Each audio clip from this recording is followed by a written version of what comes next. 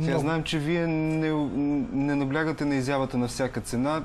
Правите изложба само когато имате да покажете нещо. До сега не съм правил изложба, защото бил съм на пътя.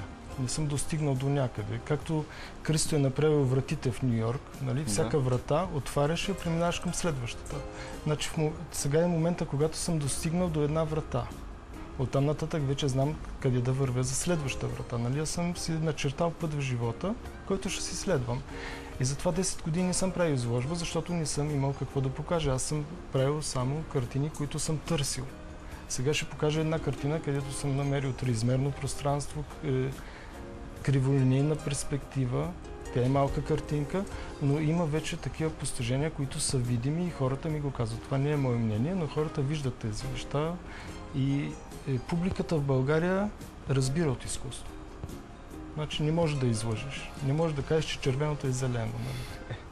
Това не е, но какво е по-важно според вас? Да разбира или да усеща изкуство? Усещат. Значи, когато художника не лъже в картините си, хората усещат правдата.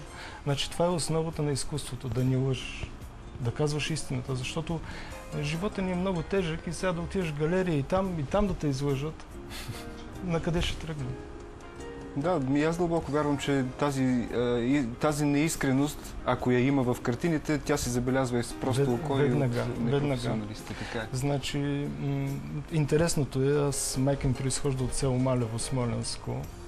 И когато съседните много се интересуват какво правя, аз там имам ателие за скулптура, идват и казват, това е добро, това е лошо и това съвпада с критиците.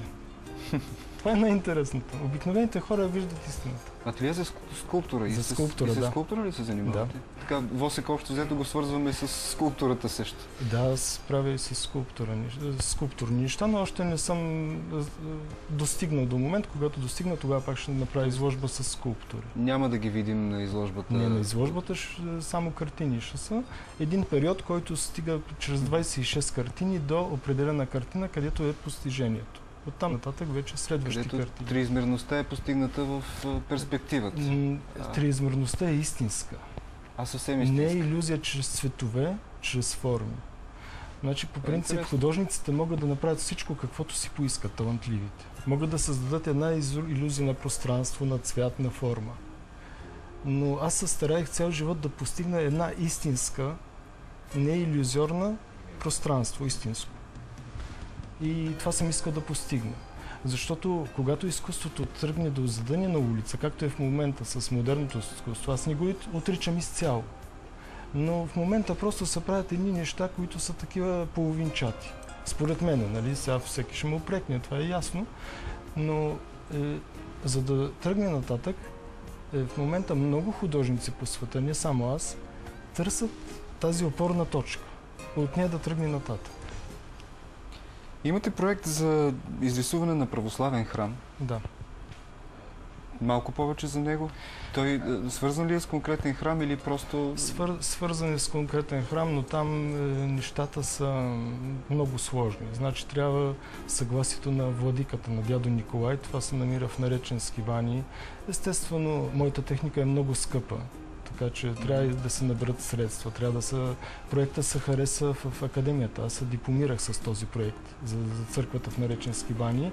И това е проект за техниката енкаустика, гореща енкаустика. Значи интересното е, че всички стенописи по света остаряват. Даже на Микеланджело напластява се мърсотия. Докато горещата енкаустика позволява да се мие даже с сапун и тя е вечна. Така че, изрисувайки една църква с гореща енкаустика, хората ще са сигурни, че нито цвета ще се промени, нито ще се изцапа, нищо влияние, просто хиляди години. Храма ще падне, енкаустиката ще остане. Това е така много добро предимство, предвид това, че честото използване на свещи и тамян в българските църкви определено поврежда и стенописите, и иконите. Да, знам.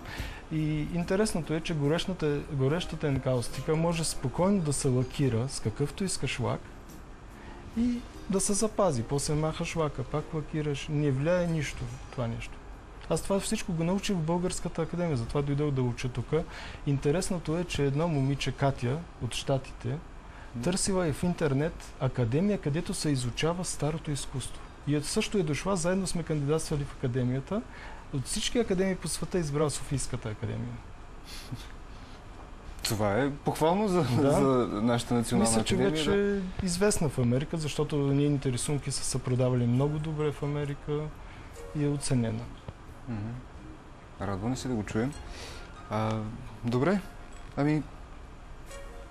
друго, което можем да споделим, че вие пътешествайки между България и Полша, споделяте някакси две християнски традиции.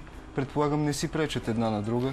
Не, според мен лично, понеже художника по принцип е гражданин на света. Значи, ако се затвори в една държава, той спира развитието си. Аз уважавам всички религии.